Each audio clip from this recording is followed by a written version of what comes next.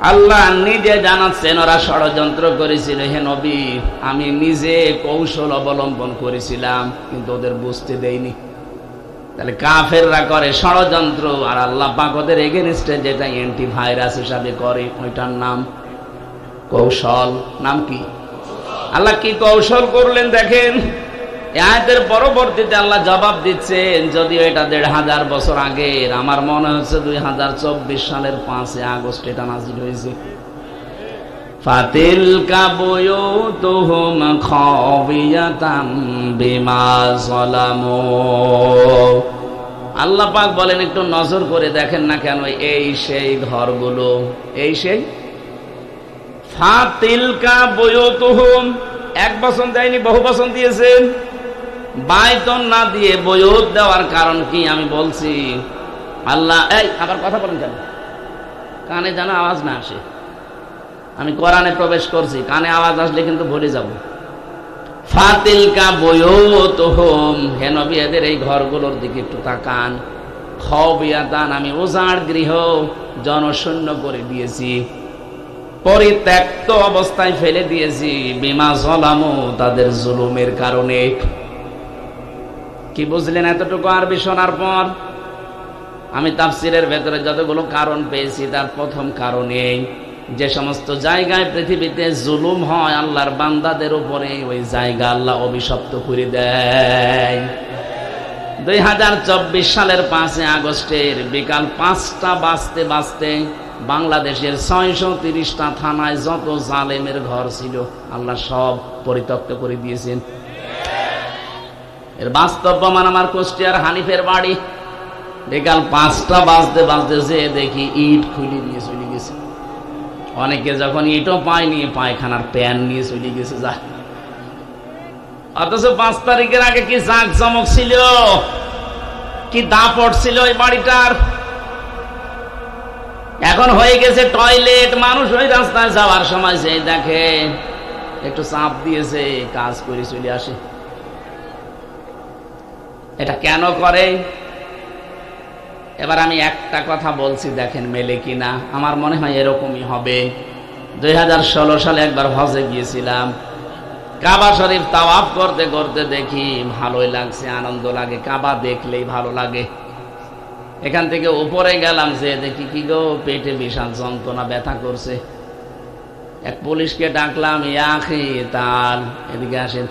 কি এখানে কোনো ফার্মেসি আছে? কেন? আমি এতক্ষণ তো আমার ভালোই লাগছিল, হঠাৎ আমার পেটে প্রচন্ড ব্যথা করছে, আমি ঔষধ নেব। পুলিশ আমারে বলছে, ইয়া হাজিউল হুজ্জাত আইনা বিলাদুকা, হাজি দেশ কোথায়? যে তুমি বাংলাদেশ, বাংলাদেশ থেকে এসেছি। ওর ভাষা দিয়ে আমারে বলছে, হাজি আপনি জানেন না এটা কোন জায়গা? না তো, আবু জাহেলের বাড়ি। আপনি এখনো পায়খানা না করে দাঁড়িয়ে আছেন, তাড়াতাড়ি করেন। এই যে কোরআন শরীফ আমার সামনে, পায়খানা করে দেখে আমার পেটের ব্যথা ভালো হয়ে গেছে। আল্লাহ আমাকে যেন জানাতে চাচ্ছে, হামসা এত টাকা খরচ করে ৬০০০ কিলোমিটার দূর থেকে আসলে, আর ওই শয়তানের বাড়ি পায়খানা না করে চলে যাবা, তাড়াতাড়ি করো। আমার মনে হয় এই দেশে যত জালেমদের ঘর ছিল, বাড়ি ছিল, যেখানে যেখানে জুলুম হয়েছে, এই জায়গাগুলো আজ জনগণের জন্য ওইটা করে দিয়েছে। কোরআনের শব্দ ছিল খাবিয়াতাম বিমা যালামু। আল্লাহ বলেন, আমি নিজে উজাড় বানিয়ে দিয়েছি, পরিত্যক্ত বানিয়ে দিয়েছি, শয়তান পর্যন্ত ওখানে থাকতে ভয় করে। বিমা যালামু, তাদের জুলুমের কারণে। কি জুলুম হয়েছিল আমি তো নিজে সাক্ষী। রিমান্ডে আমি 10 দিন মাত্র পেয়েছিলাম এই জুলুম। জেলখানায় আসার পর আমাদের অধিকার থেকে তারা বঞ্চিত করে রেখেছিল।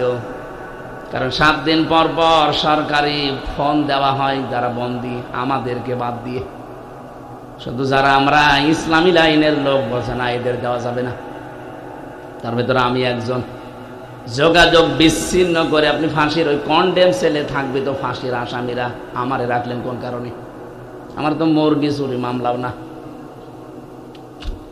আমরা যদি সাজাও লাগিয়ে দিত, তাও 3 মাসের বেশি আমার জেলে রাখতে পারে না, যদি সত্য হইতো।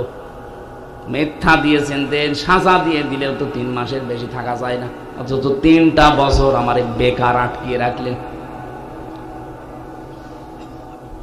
ওই জুলুম যেখানে আমি 10 দিন ছিলাম, দেখেছি মানুষের উপরে কি আচরণ করে তারা। ডিবি অফিসে মাটির নিচে ঘর আছে, ওখানে যারা 3 মাস 3 বছর 5 বছর 7 বছর পড়ে আছে, কেউ জানে না দুনিয়ায়। এত বড় বড় নখ হয়ে গেছে এক একজনের, চুল দাড়ি গপ দেখে মনে হচ্ছে কোন জায়গা থেকে যেন বেরিয়ে আসতেছে। মাঝে মাঝে উপরে নিচে যখন নিয়েছি তো দেখতাম কয়েকজনের সাথে আল্লাহ কি অবস্থা। কেউ কেউ দেওয়ালের সাথে ভাবে খুশিয়ে খুশিয়ে লিখে রেখেছে ভাঙা ভাঙা অক্ষর দিয়ে, ভাই যদি কেউ বাইরে যেতে পারেন এই নাম্বারটা জানাবেন যে আমি বেঁচে আছি। কি করেছিলেন বলেন? এখনো পর্যন্ত দেশে অনেকে জালেমদের সাফাই গায়, বলে কি হয়েছে যে ওনার পালানো লাগলো। পালানোর দরকার ছিল না, 5 মিনিট থাকলে ভক্তা হয়ে যেত। কি করেছে আপনার তো হয়নি। আপনি যদি এরকম 7 বছর 8 বছর, ব্যারিস্টার আরমানের মতো 8 বছর, আমান আজমির মতো 10 বছর, আমি 14 বছর মানুষের খবরও জানি, পড়িয়াছি, কেউ জানে না দুনিয়ায়। একটা মানুষকে 24 ঘন্টা যদি ওইভাবে আটকিয়ে রাখা হতো, পাগল হয়ে যাওয়ার কথা। আর বলে আমি কি করেছি আপনাকে আমি শুধু 14 দিন রেখে দেবো, আপনি এমনি হাফ পাগল, আরো পাগল হয়ে যাবেন। এই কঠিন পরিস্থিতিগুলো যারা তৈরি করেছিল বিভিন্ন জায়গায়, আল্লাহ এত বেশি রেগে গেছে, তাদের জায়গাগুলো আজ উজাড় গৃহ। কত কোটি কোটি টাকার মালিক ছিল তারা, অথচ সে বাড়িতে এখন ঘৃণা করেও কেউ যেতে চায় না। এটা আমার কুষ্টিয়ার কথা বললাম। কি দাপট ছিল হানিফ সাহেবের, নাম শোনেননি? হাসানুল হক ইনু, কে বলে ওর নাম ইনু, ওর নাম নুনু। কুষ্টিয়াতে এখন অনেকেই বলে হাসানুল হক নুনু, আশাই কেটে দিয়ে দন্তন্য দিয়েছে, দন্তন্য কি হয় নুনু। এমনিতে মানুষের মুখ থেকে কথা বের হয় না, কি করেছে বলেন তো? আল্লাহ পাক এতটুকু যদি শেষ করে দিত জলামো, তাহলে আমি সত্যি কথা বলতে এই আয়াত পড়তাম না। এর পরের আয়াতটা আমাদের দরকার, এই জন্য বললাম ইন্না ফি যালিকা লায়াতাল লিকাউমিন ইয়ালামুন। এখানে আলেম নেই, এখানে একটা গুরুত্বপূর্ণ শব্দ আল্লাহ কিন্তু জুড়ে দিয়েছেন, ইন্না ফি যালিকা লায়াতান, লামে তাকিদ। আল্লাহ যদি কোনো বিষয়ে গ্যারান্টি দেয়, বলেন তো এটা কি যেমন তেমন বিষয়? আল্লাহ গ্যারান্টি দিচ্ছেন, অবশ্যই এর ভেতরে শিক্ষা আছে, নিদর্শন আমি আল্লাহ রাখলাম লিকাউমিন ইয়ালামুন, জ্ঞানী মানুষ যারা তাদের জন্য। কি শিক্ষা? তাফসিরে 27টা পেয়েছি আমি, একটা বলছি আমাদের জন্য। প্রথম শিক্ষা হচ্ছে, যারা জালেমদের বাড়ি ঘর আজ পরিত্যক্ত জনশূন্য উজাড় গৃহ দেখতে পেলে, তোমাদের জীবনেও যদি আমি কোনো জুলুম পাই, তোমাদেরকেও ভবিষ্যতে তোমাদের বাড়ি এরকম উজাড় গৃহ হয়ে যাবে। যারা আগামীতে যারা চেয়ারে বসবেন, সাবধান, এদের 15 বছরের এত বড় গভীর শিখর যদি আল্লাহ উল্টিয়ে ফেলতে পারে, উপড়িয়ে ফেলতে পারে, এদের বাড়ি ঘর যদি পরিত্যক্ত করে দিতে পারে, আপনি 5 বছর পরে তো আবার নির্বাচনে পাল্টিয়ে যাবেন। এজন্য জুলুম যদি আপনার জীবনে থাকে, সাবধান, এখনই পাল্টাবেন। জুলুম করবেন না, জুলুম করলে সে আল্লাহর মামলার আসামি হয়ে যায়। আর মামলা যত বড় হয়, বাদী কেসও কিন্তু এরকম কঠিন হয়ে যায়। মাঝে মাঝে লুৎফর ভাই আমারে কারাগারে গেবেন তো, কি আপনার আর কতদিন মানে আমার তো আর সলিমদ্দি মামলা দেয়নি, দিয়েছে ওই 2 বোনের 1 বোন। রাষ্ট্র সরাসরি বাধা আমার আর মামুনুল হকের, আমি বের হব কি করে? লাল দাগ দিয়েছিল যেন এই 2টার জামিন না হয়, অথচ বাইরে শুনতাম যে আইনের শাসন চলছে, পুরাটা মিথ্যা কথা। আমি নিজে তো সাক্ষী, আইনের শাসন যদি পেতাম তাহলে তো আমার 3 বছর লাগে না, 3 দিনই আমি বের হয়ে যাই। কথা বলে না কেন? এখন আবার আরেকটা মিথ্যা ছড়াচ্ছে, এই 8-9 দিন শুনতে পাচ্ছি সারা বিশ্বের বিভিন্ন মডেলদের কাছে সিম্পেথি পাওয়ার জন্য এখন আর একটা মিথ্যা আরম্ভ করিস যে আমি নির্বাচিত ছিলাম, আমাকে নির্বাসন দেওয়া হয়েছে। এত বড় মিথ্যা কথা আপনি বলতে পারবেন? আপনি নির্বাচিত ছিলেন, শয়তানও বিশ্বাস করবে। 15.5 বছরে নির্বাচিত হয়নি, আপনি নির্বাচিত কি করে হইলেন? কারণ নির্বাচিত মানুষ হয় যে পদ্ধতিতে, তার নাম নির্বাচন। ঘোড়াকেও যদি জিজ্ঞাসা করেন, ঘোড়া এ 15.5 বছরে কোন নির্বাচন হয়েছে, ঘোড়াও হাসবে যে কি বলে। পৃথিবীর কোন মানুষে বিশ্বাস করে না এখন আর যে বাংলাদেশে 15.5 বছরে নির্বাচন হয়েছে। হ্যাঁ হয়েছে, নির্বাচনের নামে প্রহসন। কথা বলেন না কেন? নির্বাচনের আগেই যদি আপনি ঘোষণা দিয়ে দেন নিজের মন মতো 154 জন, আর দিনের ভোট যদি রাতে করে ফেলেন, তা কিসের নির্বাচন করলেন আপনি? আরে মিথ্যা এখন ছড়াচ্ছেন যে আমি নির্বাচিত ছিলাম। আরে নির্বাচিত হওয়া লাগে নির্বাচনের মাধ্যমে। নির্বাচন যে হয়নি তার প্রমাণ আমার সাথে ওসি ছিল, এই যে জানে মজ্জে ফাঁসির ওই কন্ডেম ছেলে। আমি উপরে, উনি 3 তলায়, মাঝে মাঝে আসতো আমার কাছে, হুজুর আমি একটা তওবা করেছি, দেখেন তো আমার তওবা কোন কায়দার। বলে যে নির্বাচন গেল ওই সময় আমি বাইরে ছিলাম, আমার দলবল যা আছে এদেরকে নিয়ে রাত 12টার পরে আমি ভোট কাটা আরম্ভ করলাম। ফজর পর্যন্ত কাজ কাম করে বাক্স ভর্তি করে পাঠিয়ে দিলাম জায়গা মতো। ফজরের আজান দিলে গোসল করার পর ওযু করে 2 রাকাত নামাজ পড়লাম। এরপরে বললাম আস্তাগফিরুল্লাহ। হুজুর আমার তওবা হয়েছে। না, আপনি তো আল্লাহর কাছে দোষ করেননি যে আস্তাগফিরুল্লাহ পড়বেন, আপনি দোষ করেছেন হামজার কাছে। কথা বলেন না কেন? একটা এমপি বানাতে 3.5 থেকে 4 লাখ মানুষ লাগে, সবার রায় আপনি একাই দিয়ে দিলেন। না, আপনারে তাওবা হয়নি, আপনাকে 3.5 লাখ 4 লাখ হামজার কাছে আগে যে মাপ চাওয়া লাগবে।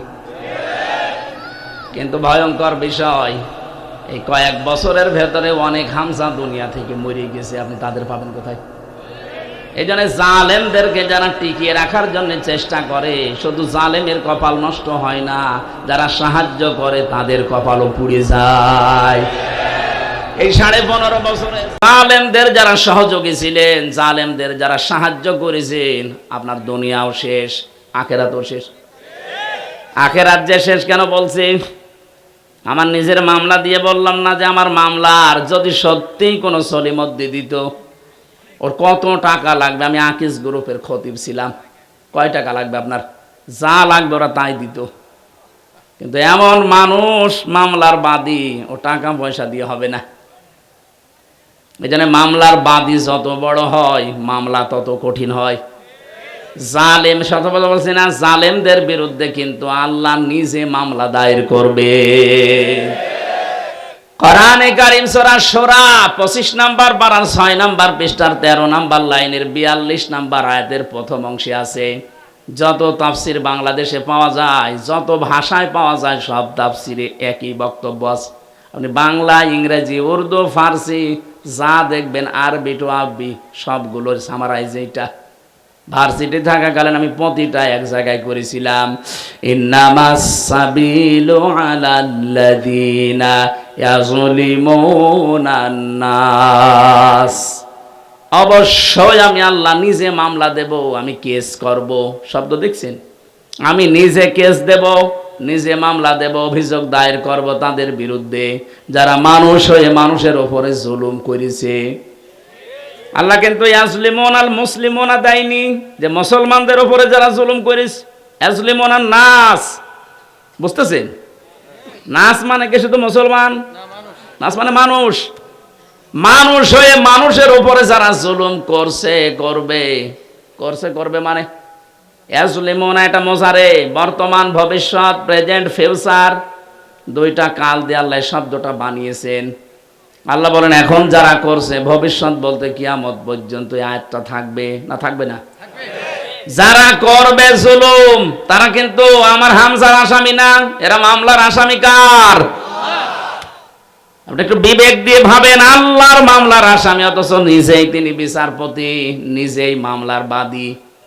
কে আপনাকে মাফ করবে? খালাস দেওয়ার কোনো কায়দা নেই। এই 3 বছরে যেমন আমরা খালাস পাইনি, অথচ এই স্বাধীনতা যুদ্ধের পর, মানে এই যে 5 তারিখের পর মামলা আমিও তুলেছিলাম। জজ সাহেব এভাবে দেখে বলছে, কি দেখে মামলার রায় দেব, কোনো মাল নেই, যান খালাস দিয়ে দিলাম। বলতে গেলাম যে স্যার এই মামলা তো 3 বছর আপনার কাছে ছিল, তখন তো বললেন না কোনো মাল নেই, তখন বলতেন না জামিন হবে না, এখন বলছেন খালাস দিয়ে দিলাম একেবারে বেকসুর। উনি এই কথাই বলতো যে হুজুর আমার কিছু করার নেই, আমার হাত বাঁধা ছিল। কথা বলেন না কেন? এদেশে 1628টা চেয়ার আছে, শুধু একটা চেয়ারের হাত খোলা ছিল, বাকি যতগুলো চেয়ারে ওসি সাহেব পর্যন্ত প্রত্যেকের হাত বাঁধা ছিল। এখন হালকা হাত খুলেছে, জজ সাহেবের যেমন হাত খুলে এখন একেবারে যা পাচ্ছে সব বেকসুর খালাস দিয়ে দিচ্ছে। আমরা চাই বাংলার জমিনে কারো হাত যেন আর বাঁধা না থাকে, সবার হাত থাকবে আবু সাইদের মতো খোলা, তাহলে অন্তত ন্যায় বিচার পাওয়া যাবে। আর কাঙ্ক্ষিত মানের ন্যায় বিচার পেতে হলে কোরআনের শাসন লাগবে। আমান হাকামা বিহি আদালা, তোমরা যদি ন্যায় বিচার 100 ভাগ কায়েম করতে চাও ফাঁক ফোকর না রেখে, তাহলে কোরআনের ব্যবস্থা লাগবে। কোরআন ছাড়া 100 ভাগ ন্যায় বিচার কায়েম করা সম্ভব না। এজন্য আমি যেটা বলতে চাচ্ছিলাম, জুলুম যারা করেছেন তাদের পরিণতি আল্লাহ যা করলেন, এত বড় শিকড় আল্লাহ যদি কেটে দিতে পারে। আপনি দেখেছেন একটা দারোয়ান থেকে একেবারে সংসদ পর্যন্ত প্রতিটি জায়গায় তাদের লোক সেট করা আছে। ওদের সবচাইতে বড় ভাই ডক্টর ইউনূসের কথা বলেছিল না, বাংলাদেশ যদি অস্থিতিশীল হয় 7 সিস্টার ভেঙে ফেলবে। খুব ভয় আছে। 7 জনই দেখলাম একই কথা। ওরা যেভাবে বলে 7 সিস্টার করে দিলে তো আমাদের মুশকিল, ওদের কথা একটু টানা টানা না, আমাদের তো মুশকিলই হবে। ঝামেলা করবেন না, যত বাঁধাবেন, একটা মসজিদ যেন আর ভারতে ভাঙ্গা না হয়। ধোয়া ধোয়া তুলে ওরা বলে এখানে মন্দির ছিল, ওরা আজমির শরীফ ভেঙে ফেলবে, সেখানে ওরা রাম মন্দির বানাবে, নাকি ওইটা ছিল নাকি 500 বছর আগে। ডাহা মিথ্যা কথা। এরকম হলে তো এই দেশে অন্তত একটা মন্দিরও থাকার কথা না, বলেন। তাম দুনিয়ার মানুষকে ওরা চিল্লায় চিল্লায় শোনায় যে আমরা সংখ্যা লঘুদেরকে সম্মান করি। এই সম্মান করার নিয়ম কোথায়? আমাদের সে পালানো প্রধানমন্ত্রী অবৈধ কোথায়? তারা তো খুঁজে পাওয়া যায় না, তারা সামনে নিয়ে আসেন। স্বামীর বাড়ি কেউ দোলাভাইয়ের বাড়ি বসে বসে কি করছেন আপনারা? পকেট মারতে পারেন না? কে স্বামীর পকেট মারা যায়? স্বামী যদি খরচ দিতে না চায় পকেট মারা যায় নেই। আমাদের দেশ থেকে যারাই বাইরে যায় এরা রেমিটেন্স যোদ্ধা, টাকা পাঠায় মাসে মাসে। আর 2 বোন যে 3 মাস 5 দিন পড়ে আছেন, একটা টাকাও পাঠায় না। কি করছেন কি আপনারা? কেউ দোলাভাইয়ের পকেট, কেউ স্বামীর পকেট, 2 জন 2 পকেট মারেন, টাকা পাঠান, আমাদের ঋণ মুক্ত হোক। এই জন্য মানুষ যারা, তাদের জন্য যেহেতু আজকের এই দেশ, তাদের জন্য আজকের এই অনুষ্ঠান, যারা এসেছেন সবাইকে ওয়েলকাম জানাচ্ছি কোরআনের পক্ষ থেকে। এটা আজকে খুশির দিন। ফাবিদালিকা ফালিয়াফরাহু, তোমরা আনন্দ করবা, কোরআন নিয়ে করবা, কোরআনের সাথে আজ সম্পর্ক।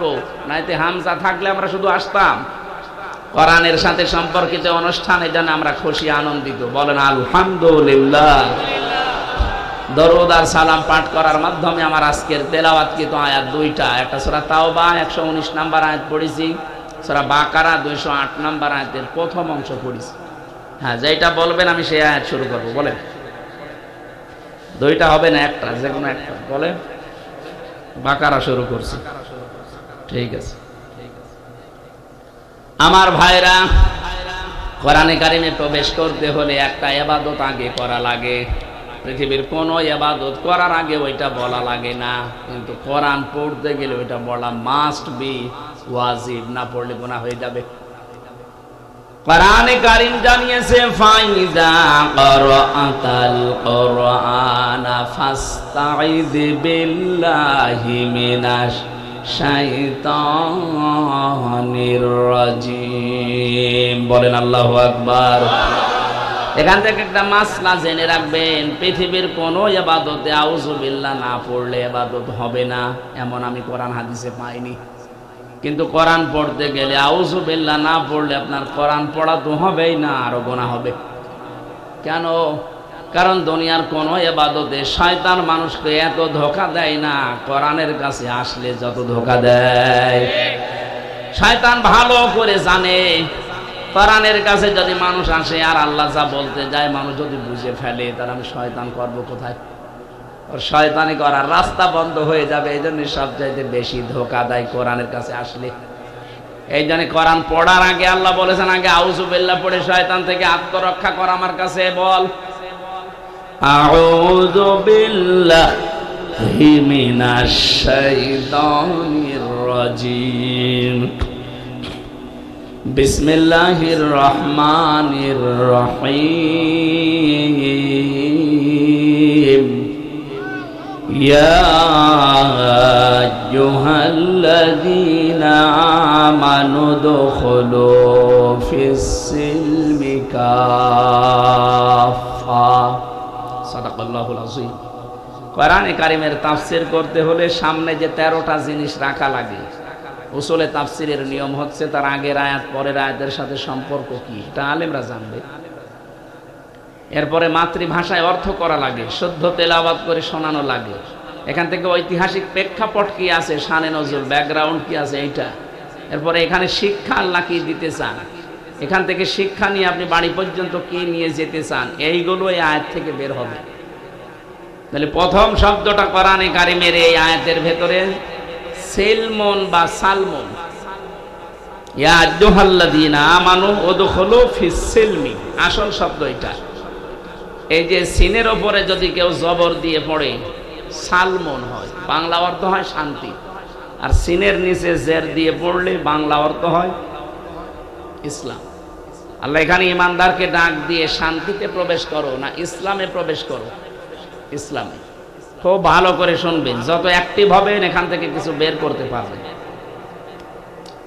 আমরা সব বাদ দিয়ে দিচ্ছি, কারণ আমার রাত 10টার পরে জেগে থাকা নিষেধ। তারপরেও আরেকটা অনুষ্ঠান আছে আমার এক স্যারের, এই জন্যে খুব তাড়াতাড়ি, যত তাড়াতাড়ি শটে পারা যায় এটা আমি সামারাইজ করে বুঝিয়ে ওই জায়গায় পাবনা আটঘরিয়া, আমার মনে হয় ও সাঁতা যেতে যেতে ফজরে আজান দিয়ে দেবে। তারপরও বিশ্ববিদ্যালয় স্যার তো ডক্টর গোলাম রব্বানী, গোলাম মাওলা আমার সাথে যে এসেছে ওনাদের স্যার, আমার ম্যাডাম পড়তো ওনার কাছে দাওয়া বিভাগে। এখন কি করব, ভার্সিটির স্যার ও কথাও ফেলা যায় না, ওদিকে আমিও পারি না, স্যারও ছাড়ে না। আল্লাহ আকবার, এরকম হয়ে গেছে। আজকে দিনের বেলা আবার সেই কালী হাতি ছিল, এখন আবার এইটা, এরপরে রাতে ওইটাতে। আমার তো বেঁচে থাকা লাগবে। ওনারা ভেতরে তো চিকিৎসাও দেয়নি, কারারক্ষী বসে আছে, জিজ্ঞাসা করেন ও ভেতরে যে ডাক্তার আছে ও সব রোগের এক ডাক্তার। আপনি যে কথাই বলেন, কেউ যদি বলে আমার মাথা ব্যথা ও যা দেয়, কেউ যদি বলেন নুনু ব্যথা ওই আর কি। আমি একজন পেয়েছিলাম নিচতলায় থাকতো, ওর সেই লজ্জাস্থান ফুলে এইরকম মোটা হয়েছে। ও মহিলা ডাক্তার তো, যে বলছে যে ম্যাডাম এই দেখেন, ও ওই রকম হয়। ওই ছেলে এসে আমাদের কাছে বলছে, হুজুর আমি দেখালাম বের করে যে এই দেখেন কি, ও ম্যাডামে আমরা বলছে যে ওই রকম হয়। কি করবো বলেন তো, এ তো কমে না ফোলা। ভেতরে বুঝলাম যে যেরকম ডাক্তার 10,000 মানুষ চার্জেল মিলে, ডাক্তার একটা করবে কি, যে যা যায় ওই একই পড়ে। এই জন্য মাথা ব্যথাও যা, পেটে ব্যথাও যা, অন্য ব্যথাও তাই, সব ব্যথার একই পড়ি। আমাদের চিকিৎসা আসলে ভেতরে ছিল না, আমার অবস্থা খুবই খারাপ ছিল। আলেমদের সাথে ছিলাম, যেহেতু মাওলানা মামুনুল হককে একটু কড়াকড়ি, আমারও কড়াকড়ি, মাথা থেকে শুরু করে বলে যে ডায়াবেটিস হয়ে গেছে, 19 চলছে ডায়াবেটিস। অথচ ভেতরে যাওয়ার আগে আমার ডায়াবেটিস কি এরকম জানতামই না। রোগ শোকগুলোতে ডাক্তার এখন বারবার বলছে আপনি রাত জাগবেন না, সর্বোচ্চ রাত 10টা সাড়ে 10টায় ঘুমিয়ে পড়েন, না কিন্তু আবার অসুস্থ হয়ে যাবেন। 10 দিন হাসপাতাল পড়েছিল। কিন্তু আপনারা তো তোলেনি, দেরি করে। মাদ্রাসার মাহফিলগুলো বেশিরভাগ হয়, এরা তোলে কালেকশন রাত 9টা 10টায় তোলে, শেষে 11টা সাড়ে 11টা বেজে যায়।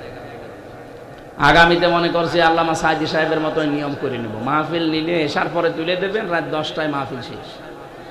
এটা যদি কেউ করতে পারে তার মাহফিল দেব, তাছাড়াও ছাতা দিয়ে। আমার তো বেঁচে থাকা লাগবে, যে গরু দিয়ে চাষ করে খাবেন, গরুই যদি মরে যায় কি করে চাষ করবে? এই জন্য আমার বাঁচা লাগবে। আমি সামারাইজ করছি, তাফসীর করতে গেলে 1-2 ঘন্টা 5 ঘন্টা না, যত কথা এক একটা শব্দে, যার যত যোগ্যতা বেশি সে তত তথ্য ওখান থেকে বের করতে পারে। তা আমরা দেখি কত দূর পারি, আমি তো ছোট মানুষ। আল্লাহ ডাক দিয়েছেন এখানে ইমানদারকে, কোনো বেঈমানকে ডাক দেননি। এই জন্য বেঈমান যদি থাকেন আপনি চলে যান, কারণ আপনার জন্য এটা না। ওই যে দুইজন চলে যাচ্ছে বেঈমান, বেঈমান দুইটা চলে যাচ্ছে, ওদের জন্য যেহেতু আজকে না, আজ আবার বসে পড়েছে। বসেন বসেন। আগে আমরা আয়াতের প্রথম শব্দের একটু তাফসীর শুনি তো। নবীজিকে জিজ্ঞাসা করছে, হে নবী, আল্লাহ যে 89 জায়গায় ইয়া আইয়ুহাল্লাযীনা আমানু, ওহে যারা ঈমানের দাবিদার তারা শোনো, এই কথা বললেন। আমার যে ঈমান আছে আমি কিভাবে টের পাবো? নবীজি বললেন, ইদা সাররাতকা হাসানাতুকা ওয়া সাআতকা সাইয়্যাতুকা ফাআনতা মুমিন। যখন তোমার ভালো কাজগুলো তোমাকে আনন্দ দেবে, অন্যায় কাজ করলে তোমার ভেতর থেকে একটা বাধা আসবে, তখন বুঝবে তোমার ঈমান আছে। জেলখানায় যেহেতু সব চাইতে বেশি কষ্টে ছিলাম, সব চাইতে বেশি কষ্টের ভেতরে আপনাদের লুৎফর প্রথম দিন যাওয়ার পরে আমারে খাবার দিয়েছিল। ওখানে কেউ কারো না, ভেতরের অবস্থাটা এরকমই। চার দেওয়ালের মাঝে তো একটা বাইরের কাউকে পেলে মনে হচ্ছে যে একেবারে বাবাকে পেয়েছি। বড় ভাইয়ের মতো আচরণ করেছিল আলহামদুলিল্লাহ। অনেক খোঁজ খবর নিয়েছে আমার ম্যাডামের বাড়ির মা বাবা, ভেতরেও যতটুকু পেরেছি। আল্লাহ যেন সর্বোচ্চ প্রতিদান তাকে দান করেন। আর তার কারণেই কিন্তু আজকে আমার এখানে আসা। তাছাড়া আমার এখানে আজকে আসার কথা ছিল না। আমাদের এখন যিনি ডিএমপি কমিশনার ঝিনাইদা বাড়ি, সাজ্জাদ হোসাইন, এ স্যার পর্যন্ত ডেট চেয়েছিল ওনার ঝিনাইদা, আমি দিতে পারিনি। স্যার আমার খালি নেই, কিন্তু স্যারের কথা আপনাদের শোনা লেগেছে। আমার মনে হয় আপনারা কি নারাজ নাকি? ঠিক আছে, তাহলে আপনার ঈমান আছে, আপনি এই হাদিস থেকে থার্মোমিটার দিয়ে মাপ দিয়ে নিন। ভালো কাজ দেখলে আপনার ভালো লাগবে, অন্যায় দেখলেই ভেতর থেকে একটা বাধা প্রাপ্ত হবেন। যদি এটা হয় তাহলে বুঝবেন আপনার ঈমান আছে, আর যদি না হয় বুঝবেন আপনার জুব্বা টুপি দাড়ি থাকলে ঈমান নেই। এবার একটা হাদিস বলছি। عن أبي سعيد الخدري رضي الله تعالى عنه قال قال النبي صلى الله عليه وسلم من رأى منكم منكرا فليغيره بيده فإن لم يستطع فبلسانه فإن لم يستطع فبقلبه وذلك أضعف الإيمان رواه البخاري বুখারী শরীফের হাদিস। হযরত আবু সাঈদ থেকে বর্ণিত, নবীজি বলেন, যখন কোনো অন্যায় কাজ দেখবা শরীয়ত বিরোধী, মানবতা বিরোধী, তখন হাত দিয়ে বাধা দিবা। হাত মানে এই হাত না, এটা আমার হাত হতে পারে, দোষী সাহেবের এই হাত না, ওনার আইনের হাত। এক কথা বলছেন না কেন? এটা পাওয়ারের হাত, ক্ষমতার হাত, আইনের হাত, টাকা পয়সার হাত, এই গ্রামে প্রভাব প্রতিপত্তির হাত। অন্যায় দেখলে আপনি ওইটা বাধা দেবেন আপনার আইনের দ্বারা, হাতের দ্বারা, ক্ষমতার দ্বারা, প্রভাব দিয়ে। ওসি সাহেবের জন্য হাতের অন্যায় বাধা দেবে কি দিয়ে? উনি বাইরে থেকে যে দেখছে এক কনস্টেবল একজনকে ধরে পিটাচ্ছে, ওনার কিছু করা লাগবে না, শুধু যদি সামনে যেয়ে দাঁড়ায় বলে, ওই দেখা কি করিস, এমনি বন্ধ হয়ে যাবে। কারণ ওনার যে চেহারা, ওনার যে চেয়ার, ওইটার একটা দাম আছে না নেই? চেয়ারটা আল্লাহ ওনাকে দিয়েছে, এটা ওনার আমানত। এই আমানতটা ব্যবহার করা লাগবে ওই জায়গায়। তাহলে ওই জায়গায় অন্যায় দেখার পর উনি যদি আরো খুশি হয়, তাহলে উনি নামাজ পড়ে আসলো, রোজা রেখে আসলো, হজ করে এসেছে, সব আছে, কিন্তু ওনার ঈমান নেই। ওনার নাম দিয়ে উদাহরণ দিলাম এই কারণে, সারা দেশে যে যেখানে আমরা আছি, অন্যায় দেখলে সেটা শরীয়ত বিরোধী, সমাজ বিরোধী, মানবতা বিরোধী যদি হয়, সাধ্য মতো আপনার হাত মানে আইন, ক্ষমতা, পাওয়ার, শক্তি, এগুলোর দ্বারা বন্ধ করা লাগবে। এটা যদি আপনার আয়ত্তে না থাকে যে আমি পারলাম না, তাহলে প্রতিবাদ করা লাগবে মুখ দিয়ে। এইটাও যদি অপারগ হয়ে যান, না পারেন, তাহলে অন্তরে দ্বারা ঘৃণা করা লাগবে, আর পরিকল্পনা করা লাগবে কি করে অন্যায় বন্ধ করা যায়। নবীজি বলেন, যালিকা আদাফুল ঈমান, আদা ইসমে তাফজিল। এইটাও যদি কেউ না করে, আল্লাহর নবী বলেন তার ঈমান নেই, ওটা একটা বেঈমান। আর 15.5 বছরে কত জুলুম, কত অত্যাচার, নির্যাতন হয়ে গেল। কত বড় বড় পীর সাহেবকে দেখেছি, ওরা শুধু ঘোমটা নিলাম না, মানুষ বললেও গুনাহ হবে। আমি তো মাঝে মাঝে পেপারে দেখতাম 24 ঘন্টার, মনে হয় 24 ঘন্টায় টাল হয়ে থাকে, মনে হয় মধু খায়, খালি লাল পানির উপরে আছে।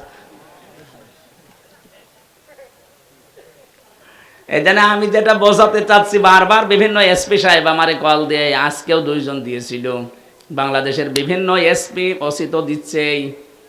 এসপিরা বলছে আপনি মাহফিলগুলোতে এই কথা তুলে ধরবেন যে আমাদের দেশে সাম্প্রদায়িক দাঙ্গা বলতে কিছু নেই। কয়েকজন আছে উস্কানিতে পা দেবেন না, বিশেষ করে ফেসবুকের কথা বিশ্বাস করবেন না। যা হচ্ছে হয়ে যাক, আমরা সব এখন এক আছি, শুধু ওই জালেমরা বাদ দিয়ে, ওই 14 দল বাদ দিয়ে আমরা যা আছি বাংলাদেশে সব মজলুম। প্রধান অতিথি সহ আজকে আমি সহ যারাই আছি এদেশে, ওসি সাহেব সহ সব আমরা মজলুম, ওই 14 দল বাদ দিয়ে। ওরা তো জান্নাতে ছিল, ওরা তো কিছু টের পায়নি। ওদের যদি এই 14 বছর এক জায়গায় বন্দি করে রাখা হয়তো তখন টের পেত যে দুনিয়া কারে বলে।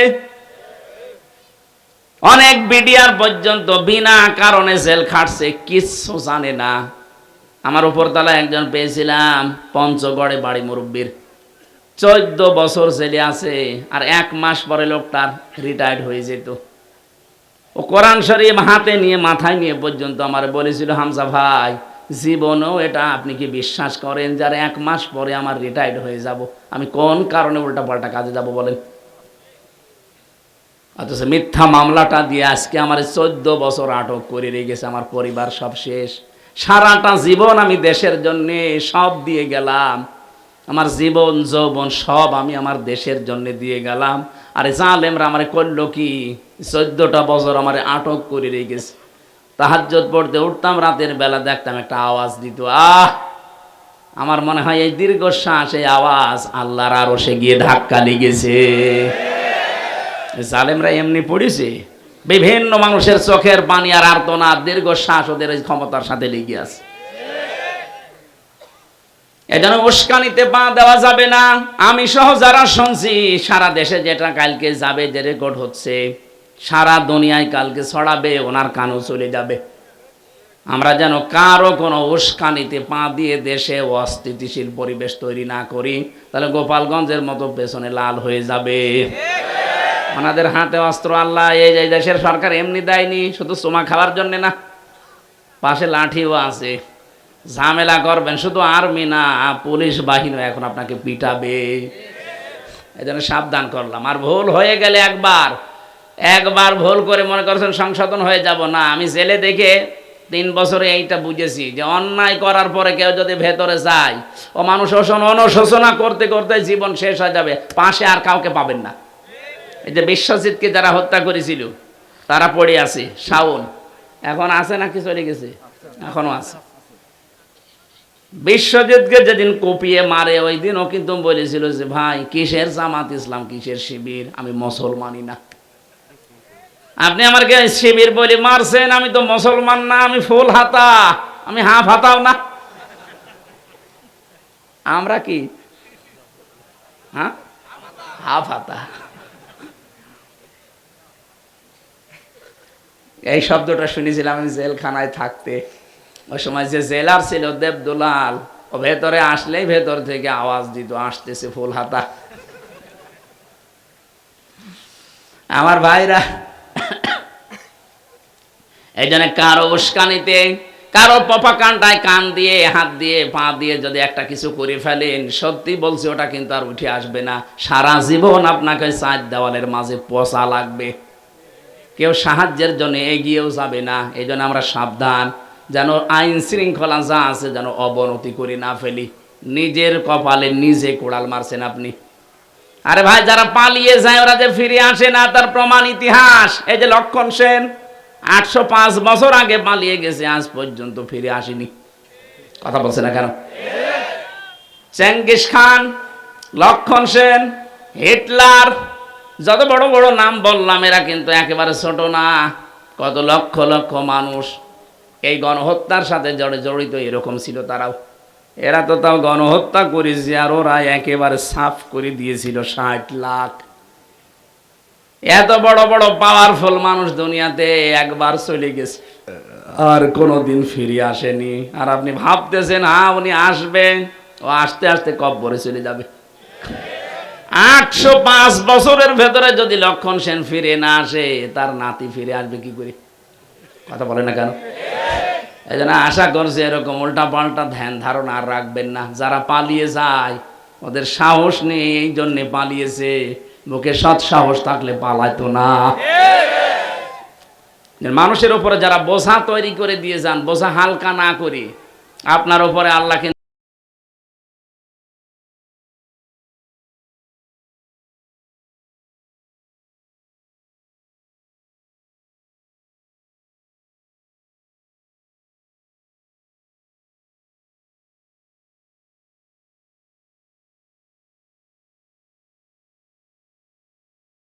খ্রিস্টান ঐক্য ফ্রন্টের সভাপতি, ঐক্য পরিষদের না, ঐক্য ফ্রন্টের সভাপতি যিনি সকালে দেখেননি বক্তব্য দিয়েছে, বিজন কুমার সরকার। এই লোকটা জানাচ্ছে এই বাংলাদেশে সবচাইতে বেশি হিন্দুদের উপর অত্যাচার হয়েছে যারা ছিল তাদের কারণে। এদেশে বিএনপি, জামাত এবং অন্যান্য ইসলামী দল যারা আছে, বিশেষ করে আলেম ওলামা, এদের হাতে এদেশের সব মানুষ নিরাপদ। একটা হিন্দু মানুষ কথা বলছে আর আপনি ওখান থেকে শুধু হাওয়া ছাড়বেন আর এরা বিশ্বাস করে নেবে। তামাম দুনিয়া এখন যেহেতু প্রচার হয়ে গেছে, প্রমাণও হয়ে গেছে, সবচাইতে বেশি অন্য জাতির উপরে, বিশেষ করে হিন্দুদের উপরে জুলুম অত্যাচার বেশি হয়েছে 15.5 বছর। ইসকন নিয়ে যে কথা আসতেছে, ইসকন আসলে হিন্দু না, সরাসরি এরা হিন্দুরা না, এরা ইহুদি। এদের প্রথম যে প্রভুপাদ, আমরা সবসময় পেয়েই বেড়ায়, নাম দেখেছেন শেষে প্রভুপাদ। এই লোকটা প্রতিষ্ঠাতা, একজন খ্রিস্টান, চার্চে লেখাপড়া করেছে, অথচ নিজের কিছু স্বার্থের কারণে, আপনি ইতিহাস সবগুলো আমার কাছে আছে, হিন্দুদের কিছু মানুষকে নিয়ে তারা এই ইসকন গঠন করে বাংলাদেশের কয়েকটা জায়গায় শক্তিশালী নিম্নবিত্তের হিন্দু যারা, তাদের টাকা পয়সা কম, তাদেরকে এরা দলে ভিড়ায়।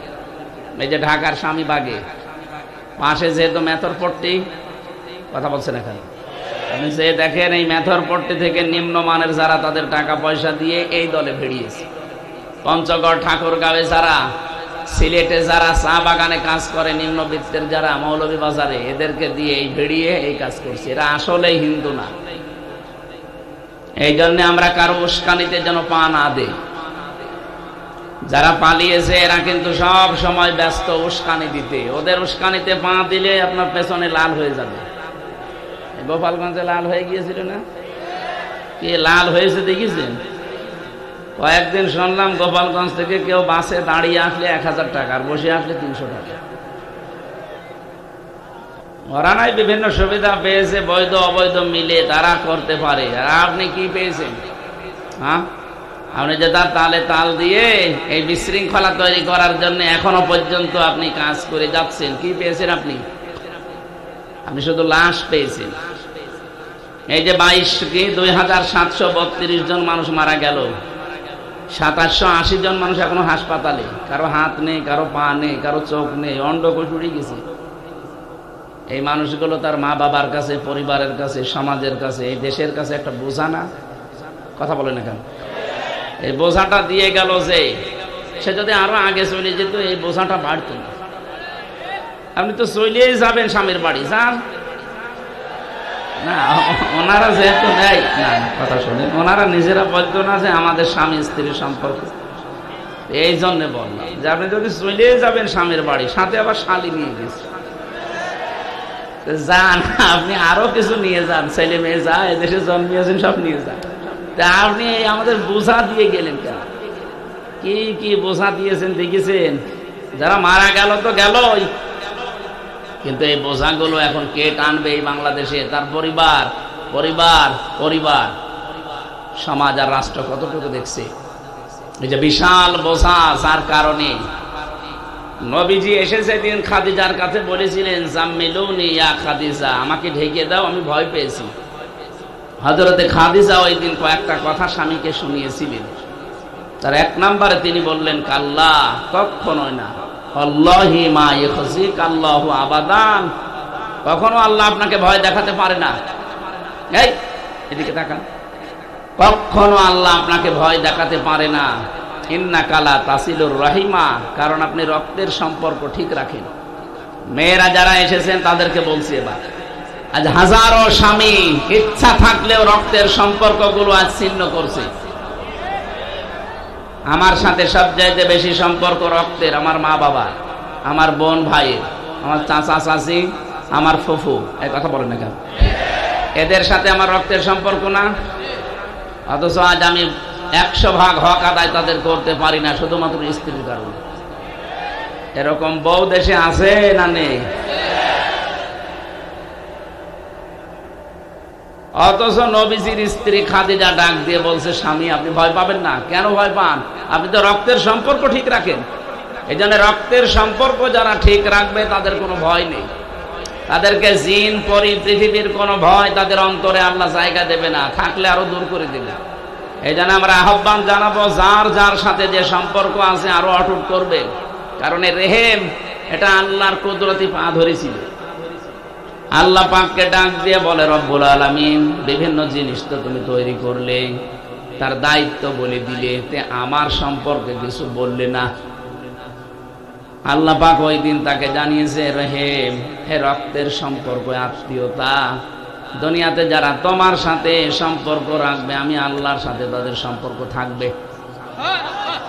আর তোমার সাথে যদি কেউ সম্পর্ক কাট করে দেয় আমার সাথে তার সম্পর্ক আর থাকবে না, কাট হয়ে যাবে। এদেশে আজ কত আলেম ওলামা, ইমাম সাহেব, কত সাধারণ জেনারেল মানুষ দেখেন, হাজারো পীরেরও এই অবস্থা পাবেন, নিজের আপনজনের সাথে মিল নেই। বাংলাদেশে বহু পীর সাহেবকে দেখছি তার আপন ভাই, চাচাতো ভাই, সৎ ভাই মামলা দিয়েছে জমি জায়গার কারণে, এখনো হাইকোর্টে মামলা চলছে। আপনি কি করবেন বলেন তো? নিজের আপন ভাইয়ের সাথে আপনার মিল নেই। আর ইসলামের কোনো কারণে যদি হয় সেটা মেনে নেওয়া যায়। দুনিয়ার কোনো স্বার্থ নিয়ে আপনি নিজের আপন বোনকে দেখতে পারেন না। ওই বোন জমি চেয়েছে এই কারণে দেখতে পারেন। এই কথা বলছেন না কেন? আপনি কি মনে করছেন শুধু জুব্বা গায়ে দেওয়া, নামাজ পড়া আর এই রোজা রাখা ইবাদত? ওইটা আরো বড় ইবাদত। ওইটা না করলে বিভিন্ন ভয় আপনার কাছে এসে জমা হবে। স্ত্রী অভয় দিচ্ছে, ভয় পাবেন না, আপনি তো রক্তের সম্পর্ক ঠিক রাখেন। তাহলে আজ আমাদের স্ত্রীগুলো খাদিজার মতো যদি হতো, আমরাও পারতাম, সম্ভব হয়তো আজ আমাদের মা বাবাকে আলাদা করে দিতাম না। বিভিন্ন জেলায় এখন বৃদ্ধাশ্রম তৈরি হচ্ছে, নাউজুবিল্লাহ। বৃদ্ধাশ্রম বানানো জায়েজ নেই। গত কয়েকদিন আগে কিশোরগঞ্জ গিয়েছিলাম, কিশোরগঞ্জ থানা, নীলফামারী জেলা। আমার নিয়ে গেল বৃদ্ধাশ্রম দেখতে। এই কোলে 20 জন মা বাবা, এই কোলে 20 জন বসে আছে। ওদের চোখের দিকে তাকিয়ে মনে হচ্ছে প্রত্যেকেই ছেলে মেয়ের জন্য বদলা করছে। কেন? ওদের মতো আমার ছেলে মেয়ে নেই? শেষ বয়সে এসে একটু শান্তিতে থাকবে, নাতি নাত করে নিয়ে একটু আনন্দ করবে না, এই বউটার কারণে এই সন্তান শেষ পর্যন্ত রেখে এসেছে বৃদ্ধাশ্রম। মা বোন যারা এসেছেন, যদি মনে করেন আমি তো নামাজ পড়ি, রোজা রাখি, কালো বোরকা পরি, আমি জাহান্নামে যাব, যাবেন মানে আপনি যেই বসে আছেন, আপনি তো জাহান্নামে চলে গেছেন অলরেডি।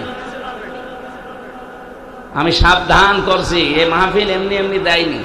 আমরা যদি সতর্ক হতে না পারি, এই মাহফিল 3 দিন না 3 বছর একাধারে হলেও কোনো কাজ হবে না।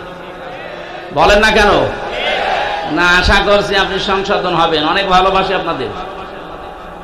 অধিকাংশ মেয়েদের না হুজুর আমাদের বিরুদ্ধে বলে, আরে যাকে ভালোবাসা হয় তাকে সংশোধন করা হয় বেশি, শাসন করা হয় বেশি। এই জন্য আহ্বান জানাচ্ছি, নবীর স্ত্রী খাদিজার মতো, এটা হাদিস, বিশ্ব নবী জানিয়েছেন, কোন স্ত্রী লোক যদি চায় যে আমার স্বামী বেশি দিন বেঁচে থাক, তার হায়াত বেড়ে যাক, তার সম্পদ, তার সন্তান, তার সম্মান, প্রভাব প্রতিপত্তি আরো বেড়ে যাক, বিশ্ব নবী বলেন সেই স্ত্রী যেন মাঝে মাঝে তাকিদ দেয়, স্বামী তুমি আর যাই করো অন্তত রক্তের সম্পর্কগুলো ঠিক রাখো। নিজের বোন আসলে কত রকমের কত কিছু করেন, স্বামীর বোন বাড়িতে আসলে কয় আপনার তো এরকম তোড় জোড় দেখা যায় না। আমি কি বেশি বলে ফেললাম? এই জন্য আশা করছে আপনি নবীর স্ত্রী খাদিজার মতো এই কথা আমাকেও বলবেন যে স্বামী ভয় নেই, আপনি তো রক্তের সম্পর্ক ঠিক রাখেন, ভয় পান কেন? দুই নাম্বারটা বলার জন্য আমি হাদিসটা বলেছিলাম, তাহমিলুল কাল্লা। বিশ্বনবী বলেন, আমার স্ত্রী আমাকে অভয় দিচ্ছে, স্বামী ভয় পাবেন না, আপনি তো মানুষের বোঝা বহন করেন, মানুষের ঋণের বোঝা, দুঃখের বোঝা, কষ্টের বোঝাগুলো আপনি বহন করে দেন, হালকা করে দেন বোঝা, আপনি ভয় পান কেন? এই জন্য মানুষের বোঝা যারা হালকা করে, বোঝা যারা বহন করে দেয়, বোঝা যারা নামিয়ে দেয়, এই মানুষগুলো নবীর উম্মত, তাদের ভয় নেই। অথচ 15.5 বছরে যারা দায়িত্বে ছিল, তাকান এওসি সাহেব সহ কত বোঝা আমাদের মাথার উপরে দিয়ে গেছে। বিনা কারণে একজন মানুষকে ধরে নিয়ে মিথ্যা মামলা দিয়ে, মিথ্যা সাক্ষী দিয়ে বছরের পর বছর জেলে রেখে দিয়েছে, আবার টাকা দিয়ে তারাই ছাড়িয়ে দিয়েছে। এই যে বিশাল বোঝা দিয়ে গেলেন আমার বাবার মাথার উপরে, ঋণের বোঝা, কষ্টের বোঝা, কত রকমের পেরেশানির বোঝা আপনি দিয়েছিলেন নিজেই বলেন তো। এখন আপনাকে জানলে বোঝাগুলো দিচ্ছে এমনি না, ওর শোধ চলছে। একটা উপন্যাস পড়েছিলাম বিশ্ববিদ্যালয়ে থাকতে, ওর নাম হচ্ছে দেখ কেমন লাগে।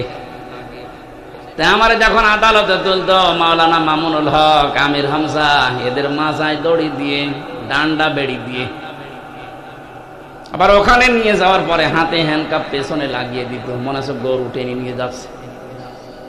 এখন যখন ব্যারিস্টার সুমনকে দেখি, এই যে দরবেশ বাবারে দেখি, তখন মনে হয় দেখ কেমন লাগে।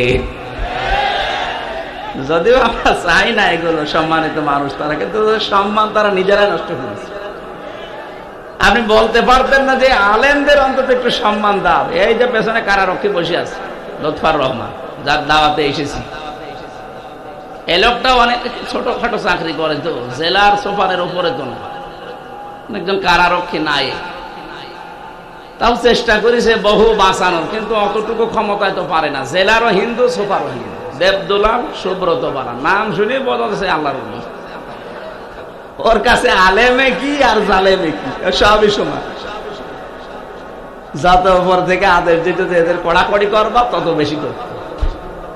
দেখেন যারা করেছিলেন, এই যে দরবেশ বাবা, বিশেষ করে এই আইন মন্ত্রী, যেটা এইটা কেউ যদি শয়তান দেখে থাকে, দেখেছেন কিনা জানি না, আমার মনে হয় যদি কেউ শয়তান দেখতে চায়, এর দিকে তাকালে মনে করবেন যে শয়তান এরকম একটা টাটকা নির্ভেজাল শয়তান। চেহারা দেখেছে? গত পরশুদিন কর্নেল ফারুক খানকে দেখলাম, নড়তে পারছে না, লাঠি ভর দিয়ে অন্যের সাহায্য নিয়ে যাচ্ছে, চেহারার ভেতরে মলিনতা, চিন্তার ভাঁজ। আমার তো মনে হয় খালি বারবার ওই ভার্সিটির ওই উপন্যাসের কথা মনে পড়ে, দেখ কেমন লাগে। আজ হাজারো বোঝা দিয়ে গেলেন মানুষের উপরে, বোঝা হালকা করা দায়িত্ব ছিল আপনার, আর বিভিন্ন বোঝা দিয়ে মানুষকে জর্জরিত করে দিয়েছে। বলেন, এক একজনের মামলা দিয়েছে কত। বিএনপির একজন ছিল, বাড়ি হচ্ছে বড়গুনায়, 313টা মামলা। হযরত ইব্রাহিম আমাদের জাতির পিতা, এবং প্রথম কাজ কি করলেন তিনি? ইসলামে যে আত্মসমর্পণ করলেন। 530টা ওয়াসা বিহা ইব্রাহিম বানি কিয়ামত পর্যন্ত আর কিছু হবে না।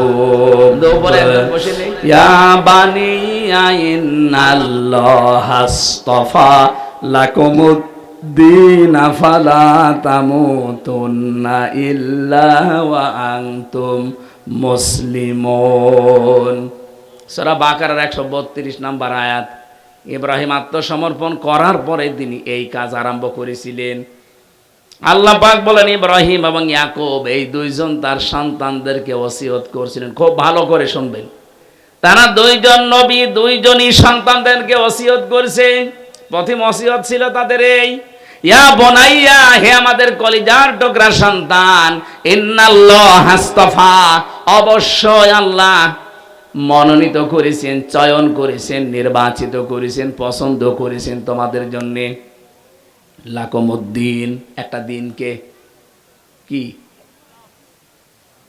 এখানে লাকুমুদ্দিন পর্যন্ত বলেন, তোমাদের জন্য একটা দিনকে আল্লাহ মনোনীত করেছেন। এই দিন মানে রাতের পরে যেটা আসবে ওইটা বলেন। আল্লাহ পাক বলেন, এই দিন কাকে বলে জানো? ইন্নাদ-দীনা ইনদাল্লাহিল ইসলাম। আমার কাছে একটা দিন মাত্র পছন্দনীয়, তার নাম 4,500 ধর্ম এখন দুনিয়ায় আছে। 4,500 ধর্মের ভেতরে মাত্র একটা ধর্ম আল্লাহর কাছে পবিত্র এবং পছন্দনীয়, তার নাম ইসলাম।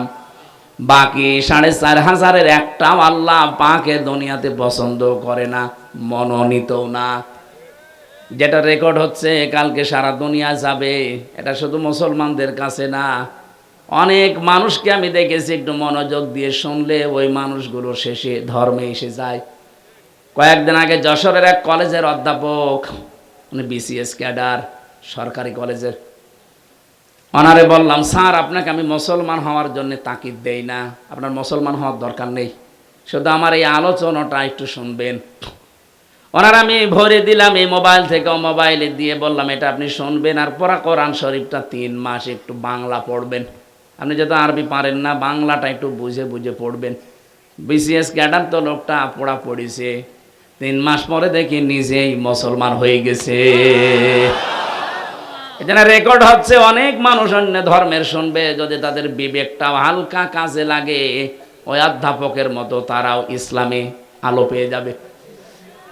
আজকে আমি দুপুরবেলা একজন মুসলমান বানালাম, এই যে কালীহাতিতে, ছেলেটা শিক্ষিত মানুষ, ওর আমি টার্গেট দিয়েছিলাম যে কোরআন শরীফ পড়বেন। কোরআনে কারিমটা আপনি বাংলায় পড়েন, অনেক কর্মকারী হিন্দু কোরআনে কারিমটা ভালোভাবে আয়ত্ত করার পরে ওর নিজে আর কন্ট্রোল রাখতে পারে না। যুবক মানুষ, এই 22-23 বছর বয়স হবে, এখনই মুসলমান হয়ে গেল, বাবা মা আত্মীয় স্বজন এখন সব তার শত্রু।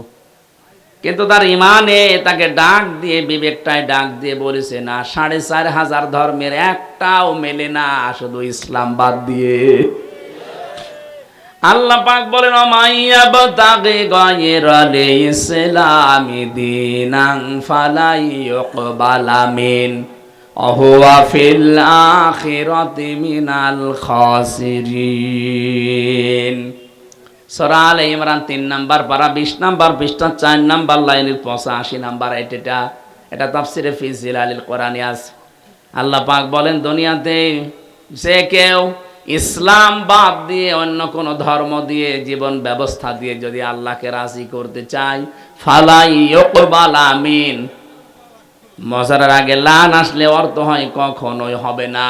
আল্লাহ বলেন, কখনো ওর জীবনের কোনো ইবাদত বন্দেগী আমি আল্লাহ কবুল করব না। ও ভাইরা, অন্যান্য ধর্মে যারা আছেন আপনারা ভুল করছেন, একটু বিবেকটা কাজে লাগান। যাকে রাজি করতে চান আমরাও তাকে চাই। আপনারা হয়তো উপরওয়ালা বলেন, আপনারা গড বলেন, আর আমরা আল্লাহ বলি, বিষয় একই, যাওয়া লাগবে যেহেতু সবাই একখানে, এই জন্য ভুল করে চলে গেলে আফসোস করবেন। আপনার বিবেকের কাছে প্রশ্ন রাখলাম, 4,500 ধর্মের মানুষদেরকে বলছি ফিরে আসেন, একটু বিবেকটা কাজে লাগাবেন। আপনার মতো বহু মানুষ আমি নিজেই দেখেছি পাল্টিয়ে গেছে। লরেন বুথ, টনি বেলাওয়ারের শালিকা, এ মেয়েটা অনার্স মাস্টার্স করা, পিএইচডি ডিগ্রি নেওয়া হোল্ডার। এ মেয়েটা এসেছিল ইরানের তেহরান বিমানবন্দরে। খ্রিস্টানরা তাকে কোটি কোটি ডলার দিয়ে পাঠিয়েছে যে মুসলমানদের ইমান ধ্বংস করা লাগবে। ওই রকম পোশাক আশাক নিয়ে এসে নেমেছে। একজন মুসলমানকে ডাক দিয়ে বলছে, এদিকে আসেন, আমি মুসলমান হব না, কিন্তু আমি ইসলাম জানতে চাই। কি পড়লে ইসলাম জানা যাবে সেই বই আমারে দেন। আপনারা কেউ যদি বলে যে আমি মুসলমান হব না কিন্তু ইসলাম জানতে চাই, তার অধিকার আছে না? কি দেবেন আপনি বলেন? মুসলমান শুধু কোরআন শরীফ দেয়নি, 6টা হাদিস গ্রন্থ দিয়েছে, তাফসির দিয়েছে। লরেন বুথ পুরাটা পড়েছে, তাও পড়ার মতো আনা কম জানা কম না, বুঝে বুঝে পড়েছে। 53 জায়গায় লাল দাগ দিয়েছে। সংবাদ সম্মেলন করে বলছে, মুসলমানেরা গ্যারান্টি দেয় তাদের কোরআনে লা রয় বাফি, কোনো ভুল নেই। আমি 53 জায়গায় ভুল ধরতে পেরেছি। সাংবাদিকরা আনন্দ নিয়ে এটা প্রচার করবে, কারণ খ্রিস্টান সাংবাদিক। ডাক দিয়ে বলছে, কি আপনি কি পেয়েছেন? বলছে, আমি কি পেয়েছি এটা পরে বলি, আমি কিন্তু মুসলমান হয়ে গেছি আজকে। কি বলেন আপনি? তামাম দুনিয়ায় খ্রিস্টান ধর্মের মানুষ বেশি, আর আপনি নিজেও একজন খ্রিস্টান, আর আপনি একজন মুসলমান হয়ে গেলেন মানে? মুসলমানের কোরআনে আমাকে আজ 3 বছর আগে তুলে দিয়েছিল, পোড়াটা আমি একেবারে বুঝে বুঝে বুঝে বুঝে পড়েছি। শেষে দেখলাম 53 জায়গায় লাল দাগ দিয়েছি। ঠিক যেখানে লাল দাগ মারি দেখি তার পরের আয়াতে ওর জবাব আল্লাহ 1500 বছর আগে দিয়ে দিয়েছে। আমার নিজের জীবনের ভুল ধরা পড়ে গেছে। এখন আমি আর ও ধর্মেই থাকলাম না, আমি কালেমা পড়ে মুসলমান হয়ে গেছি। এত বড় শিক্ষিতা মেয়ে লোক যদি শুধু কোরআনে কারিম 3টা বছর স্টাডি করে নিজের ধর্ম বাদ দিতে পারে, আমাকে আমি গ্যারান্টি দিচ্ছি আপনি একটু বিবেকটা কাজে লাগাবেন। আমি জোর করি না, কারণ আমাদের ধর্মে জোর নেই। কথা বলে না কেন? এটা আপনার ব্যক্তিগত ব্যাপার। আমাদের ধর্মে লা ইকরাহা ফিদ্দিন, কোনো জবরদস্তি নেই। কিন্তু একটু পড়েন, একটু বুঝে বুঝে পড়ার চেষ্টা করেন। আপনাকে বাধ্য হবেন আপনি এই ধর্মে ফিরে আসতে, কারণ দুনিয়ার কোন ধর্ম আল্লাহ পাক নিজে বানাননি, ওগুলো সব মানুষের বানানো। আমাদের জাতির পিতা ইব্রাহিম এবং ইয়াকুব, এই 2 জন নবী তার সন্তানদেরকে ইসলামে প্রবেশ করার প্রথম ধাপ শেখাচ্ছেন যে আল্লাহ পাক মনোনীত করেছেন একটা দিন, তার নাম আরো জোরে, এটা বাদ দিয়ে অন্য কোন দিন দিয়ে আল্লাহকে পাওয়া যাবে না। সুতরাং তোমরা সাবধান। অহুয়া ফিল আখিরাতি মিনাল খাসিরিন। ইসলাম বাদ দিয়ে আজ যারা বিয়ে করেন, ইসলাম বাদ দিয়ে যারা ব্যবসা করেন, ইসলাম বাদ দিয়ে যারা বাণিজ্যে যান, সবগুলো মাঠে মারা যাবে, একটাও ইবাদত হিসাবে কবুল হবে না। অথচ নামাজ যেমন ইবাদত, বিয়ে শাদী ওই রকম ইবাদত। এই কথা বলছেন এখন। ব্যাংকিং ব্যবস্থা অনেকে আমরা বুঝি না, অথচ ব্যাংকিং ব্যবস্থা ইবাদত। এই যে অর্থনীতি, এটা ইবাদত না? ইয়ামহাকুল্লাহুর রিবা ওয়া ইউরবিস সাদাকাত। আল্লাহ পাক বলেন পৃথিবীতে বৈধ যেগুলো আছে এগুলো আমি এই যে সাদগা সবগুলো বৃদ্ধি করে থাকি, আর যারা অবৈধভাবে ইনকাম করে এগুলো আমি ধ্বংস করে থাকি। আজ তাকান, এই 5 তারিখের পর থেকে দেখেছেন কত কোটি কোটি টাকার গাড়ি ঢাকার রোডে পড়েছিল, পরিচয় দেওয়ার মতো লোক নেই। 12 কোটি টাকার গাড়ি পড়ে আছে, কেউ যে বলবে আমার গাড়ি, সে সাহস নেই, কারণ বললেই ধরা খাবে। তুই 12 কোটি টাকা পেলি কোথায়?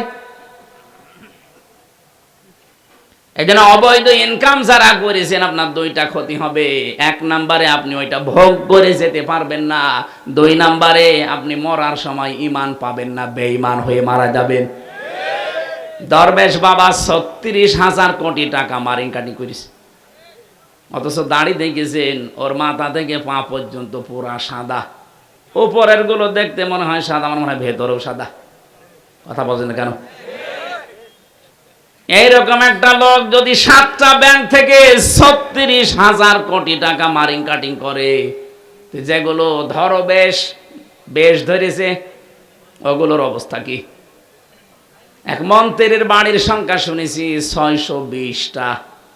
কয়েকদিন আগে মালয়েশিয়া ছিলাম, ওখানে যে দেখি সাহেব পাড়া। কানাডায় আছে বেগম পাড়া, এখানে বানিয়েছে সাহেব পাড়া। যে হোটেলে, সিঙ্গাপুরে, মালয়েশিয়া, থাইল্যান্ডে যে হোটেলে উঠে দেখি শয়তান বের হচ্ছে। কি গো, ও 5 তারিখের আগে পালিয়েছে। কি করলেন? আপনারা টাকা পয়সা নিয়েও যেতে পারলেন না, ভোগ করতে পারলেন না। মারা যাওয়ার সময় কি হবে? আপনি আসেন, কুকুরের মতো মানুষ পেটিয়ে মারবে। কালকে আগসি কমলগঞ্জের ঘোষণা দিয়েছে, বাংলাদেশে যদি কেউ, কমলগঞ্জ না কোন থানা দেখলাম, ঘোষণা দিয়েছে দেশে যারা জুলুম করেছে ওদেরকে যদি নিশ্চিতভাবে ধরিয়ে দিতে পারেন, আমি পিটিয়ে আদামারা করে ফেলবো। ঠিকই বলিস।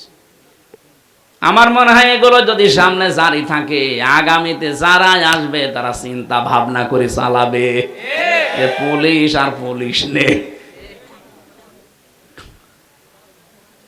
অবৈধ ইনকাম বন্ধ করেন। আজ অর্থনীতিতে অনেকেই মনে করেন এই দুনিয়ার কাজে বুঝি আর কি করব, অথচ মায়ের সাথে জেনা করার গুনাহ হচ্ছে আপনার। এটা গ্রাম অঞ্চল তো, এই যে টাকা ছেড়ে রাখে অনেকে, মাসে মাসে 1000 টাকা দিলে 1100 টাকা পায়, 100 টাকা করে বেশি। এলাকায় নেই? এটা কিন্তু মায়ের সাথে জেনা করার গুনাহ হচ্ছে। এগুলো যারা করছেন আজকেই ছেড়ে দেবেন। কারা কারা কারা ছেড়ে দেবেন হাত তোলেন তো। এলাকায় আছে, এই যে অনেকে হাত তুলছে। আপনি দাঁড়িয়েলা মানুষ, কয় টাকা ছেড়েছেন? হ্যাঁ, ওটা করবেন না। এই যে যারা জমি জায়গা বর্গা দেন না কি যেন বলে, আমি 1 লাখ টাকা নিলাম 1 বিঘা জমি দিলাম, হ্যাঁ দায়সুদি, এটাও জেনা করার গুনাহ হচ্ছে, তাও মায়ের সাথে জেনা করার, বলেন নাউজুবিল্লাহ। এটা বাদ দেওয়া লাগবে। এটা সিস্টেম একটা আছে, যতদিন জায়গা করে খাবেন ততদিন ওই খাজনা আপনি দেবেন, আর যখন টাকা ফেরত নেবেন 8-10 হাজার টাকা কম নেবেন।